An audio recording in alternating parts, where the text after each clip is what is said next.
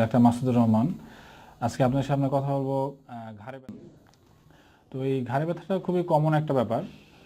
তো এটা বেশ কিছু কারণে হয়ে থাকতে পারে, যেমন আমরা যারা ব্যাংকে জব করি বা আমরা দীর্ঘ সময় ডেস্ক ওয়ার্ক যারা করি, ইভেন এমনও হতে পারে যে যারা শ্রমিক ভাইরা আছি, বিভিন্ন কাজ করতে হয়, ভারী জিনিস তুলতে হয়, বা অনেক সময় দেখা যাচ্ছে যে স্টুডেন্ট যারা আছেন পড়াশোনা করতে দীর্ঘ সময় সামনে ঝুঁকে পড়াশোনা করছেন, নিচের দিকে তাকে লেখাপড়া করছেন।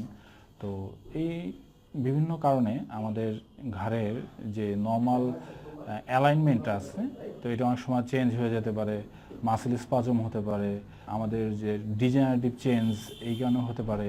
আবার অনেক সময় আমাদের সার্ভাইকাল স্পাইন, অনেক সময় দেখা যায় যে প্রেশারের কারণে বা হেভি ওয়েট লিফটিংয়ের কারণে আমাদের এখানে ডিস্কে কম্প্রেসড হয়ে পেইন হতে পারে। ইভেন এমন হতে পারে যে পেইন আমাদের ঘাড় থেকে হাতের দিকে চলে আসতেছে। অনেক সময় দেখা যায় যে পেশেন্ট আমাদের কাছে কমপ্লেন করে যে স্যার, ব্যথাটা আমার প্রথমে ঘাড়ে ছিল, এখন আস্তে আস্তে হাতে চলে আসতেছে, হাত ঝিনঝিন করতেছে, অবশ হয়ে যাচ্ছে, আগের যে শক্তিটা কমে যাচ্ছে। সেক্ষেত্রে আমাদের করণীয় কী?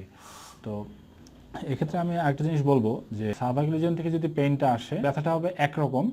আবার অনেক সময় দেখা যায় যে যারা কম্পিউটার টাইপিং বেশি করে বা লেখালেখির কাজ বেশি করে, তাদের অনেক সময় দেখা যায় যে আমাদের কোনো এখান থেকে একটা পেইন হতে পারে, যেটাকে আমরা টেনিস এলবো বলে থাকি।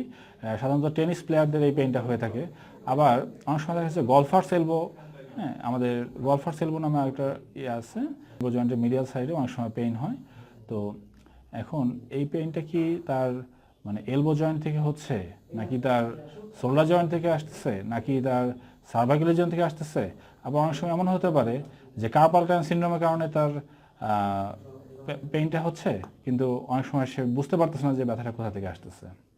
তো সেই ক্ষেত্রে পেইন ম্যানেজমেন্টের আগে পেইন ডায়াগনোসিস করা খুব গুরুত্বপূর্ণ, এবং এটা অবশ্যই একজন গ্রাজুয়েট ফিজিওথেরাপি চিকিৎসকের শরণাপন্ন হয়ে এই প্রথমে ডায়াগনোসিসটা ঠিকমতো করে নিতে হবে, দেন এটা ট্রিটমেন্ট। তো এটা ট্রিটমেন্ট ডিপেন্ড করবে হচ্ছে বিভিন্ন কন্ডিশনের উপরে। এখন পেইন কী কারণে হচ্ছে, ফার্স্ট অফ অল সেটা আপনাকে আগে ফাইন্ড আউট করতে হবে। ফাইন্ড আউট করার পরে অবশ্যই আপনি কোনো গ্রাজুয়েট ফিজিওথেরাপি চিকিৎসকের কাছ থেকে এটার ফুল ট্রিটমেন্ট নেবেন। এবং অনেক সময় দেখা যায় যে আমাদের দর্শকরা আমাদের ইয়াতেই সেন্টারের ঠিকানা জানতে চান, সেক্ষেত্রে আমরা আমাদের ভিডিও লিঙ্কের নিচে আমাদের ডিসক্রিপশন বক্সে ওখানে আমাদের ঠিকানা সহ ডিটেলস দেওয়া থাকবে।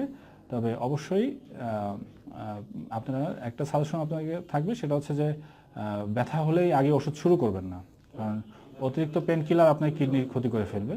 তাই যদি ওষুধ দিতেই হয়, সাময়িক ওষুধ, অবশ্যই ফিজিওথেরাপির পাশাপাশি আপনি যদি সাময়িক ওষুধ খান, সেক্ষেত্রে আপনার ইমপ্রুভমেন্টটা দ্রুত হবে। আর যদি আপনি শুধুই ওষুধের উপর নির্ভরশীল থাকেন, সেক্ষেত্রে আপনার পেইন সাময়িক কমতে পারে, কিন্তু কখনোই পুরোপুরি রিমুভ হবে না। সেক্ষেত্রে আপনার কিডনির উপর আবার ইফেক্ট পড়তে পারে। তাই আপনাদের কাছে একটাই অনুরোধ থাকবে যে আপনারা খামাখা ওষুধ না খেয়ে আগে অবশ্যই একজন গ্রাজুয়েট ফিজিওথেরাপি চিকিৎসকের শরণাপন্ন হন, তাকে দেখান এবং তার পরামর্শ অনুযায়ী আপনি ট্রিটমেন্ট নেন। আমি আশা করি আপনারা ভালো থাকবেন।